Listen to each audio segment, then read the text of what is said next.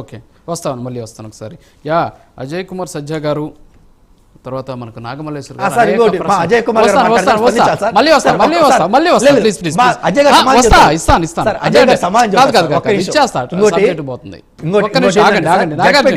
ఒక్క నిమిషం సార్. సజ్జా గారు, మరి ఇప్పుడు మాట్లాడారు, మరి నాగమల్లేశ్వర గారు అనేక అంశాలు మాట్లాడారు. మరి కుప్పంలో మీరు మహిళను కట్టేసి కొట్టింది గుర్తుకు లేదా, మర్చిపోయారా?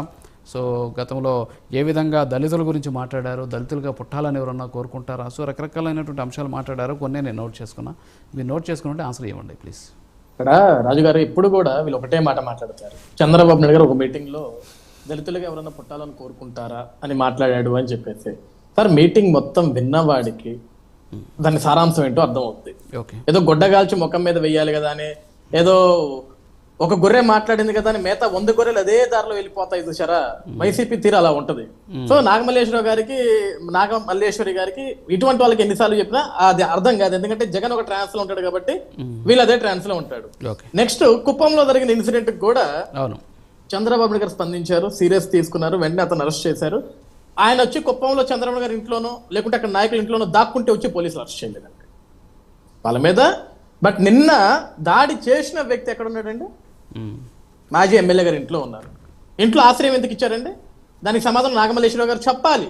ఎందుకంటే ఎమ్మెల్యేకి ఏమవసరం, మాజీ ఎమ్మెల్యేకి ఎందుకు ఆశ్రయం ఇచ్చారు? అతనికి బాగా కొట్టావురా, వెల్ డన్ నానా, గుడ్ జాబ్ నానా, మనకు కావాల్సింది ఇటువంటి నానని ఆశ్రయం ఇచ్చాడా? ఈ రాష్ట్రంలో నాగమల్లేశ్వరి గారిది ఒక పాత డిబేట్ ఒకటి ఉంది సార్. నా రక్తం మరిగిపోతుంది దళితుల మీద జరుగుతున్న దాడులు చూసి. దేనికి సార్ ఆ రక్తం ఎప్పుడు మరిగిందో చెప్పాలా సార్? తెనాలిలో 3 కొట్టారు పోలీసులు. దేనికి కొట్టారు? వాళ్ళు మంచి పని చేసినందుకు కొట్టలేదండి. గంజా తీసుకొని గంజా మత్తులో రోడ్డు మీద విచక్షణ రహితంగా బాటిళ్లతో దాడులు చేయటం, పోలీసులు కొట్టడం, కానిస్టేబుల్ కొట్టడం, సామాన్య ప్రజానికాన్ని కొడుతుంటే అటువంటి వ్యక్తులకి పబ్లిక్ లోనే పోలీసులు ఒక ట్రీట్మెంట్ ఇచ్చారు. దానికి జగన్మోహన్ రెడ్డి గారు కూడా పాపము ప్రత్యేకమైన ప్రెస్ మీట్ పెట్టి స్పందించాడు. వాళ్ళ దగ్గరికి వెళ్ళాడు, ఆ కుటుంబాన్ని పరామర్శించాడు.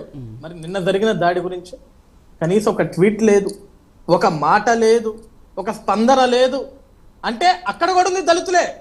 ఆ దళితుల మీద ఉన్న ప్రేమ ఈ దళిత బిడ్డ మీద ఎందుకు లేదు? ఆ దళితుల మీద ఉన్న ప్రేమ డ్రైవర్ సుబ్రహ్మణ్యం మీద ఎందుకు లేదు? ఆ దళితుల మీద ఉన్న ప్రేమ డాక్టర్ సుధాకర్ గారి మీద ఎందుకు లేదు? ఆ దళితుల మీద ఉన్న ప్రేమ శిరోమండం చేసిన కిరణ్ మీద ఎందుకు లేదు? సార్ ఇక్కడ సమాధానం చెప్పాలంటే వైసీపీకి సంబంధించిన వ్యక్తులు చాలా సమాధానాలు చెప్పాలా. మేమేమంటున్నాం? పద్ధతిగా ఉందాం.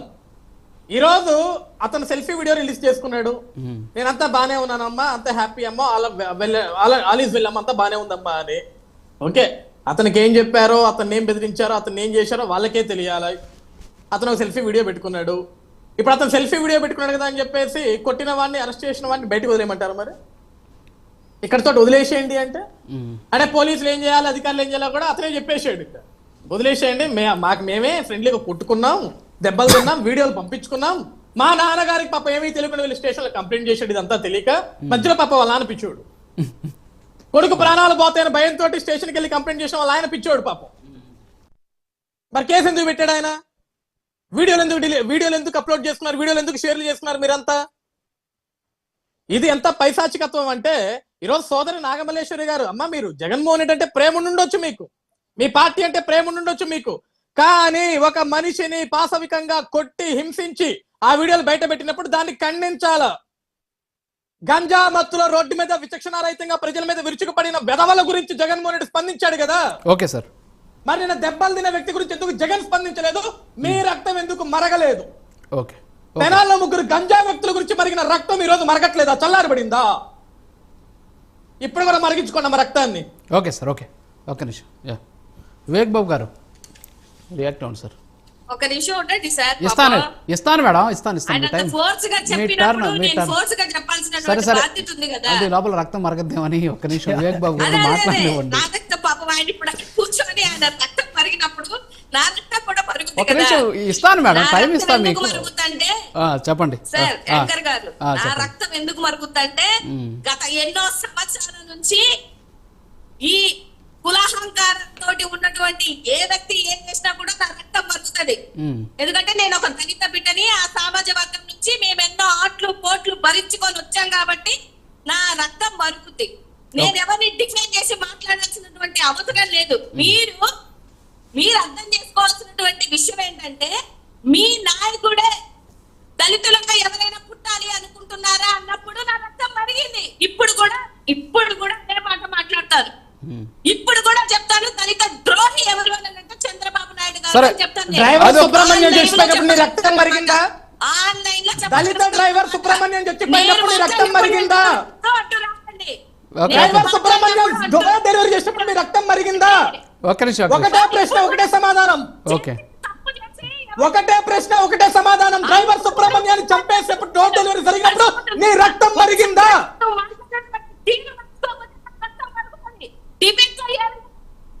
నేను అదే అడుగుతున్నానమ్మా. అమ్మా సోదరి నాగమల్లేశ్వరి గారు, నీ రక్తం మరిగిందా? డ్రైవర్ సుబ్రహ్మణ్యం చనిపోయిన రోజు, చంపబడిన రోజు, డోర్ డెలివరీ చేసిన రోజు నీ రక్తం మరిగిందా? ఓకే, మీదేదో ఆడియో ప్రాబ్లం ఉందండి నాగమల్లేశ్వరి గారు. లేదు, మీది ఆడియో ఏదో ప్రాబ్లం ఉంది మేడం. నిమిషం నేను చెప్తున్నాను సార్. ఏదైతే చేసినటువంటి వ్యక్తి వాడు లైవ్ గా ఒక వీడియో తీసి ఓకే, ఒక్క నిమిషం మేడం, ఇది ఏదో ఆడియో ప్రాబ్లం ఉందో ఒకసారి చెక్ చేసుకోండి. వివేక్ బాబు గారు రియాక్ట్ అవ్వండి సార్. ఇప్పుడు వైసీపీ ప్రతినిధిగా మేడం వచ్చారు. మేడం మాట్లాడిన కొన్ని పాయింట్స్ కోట్ చేస్తాను. ఇప్పుడు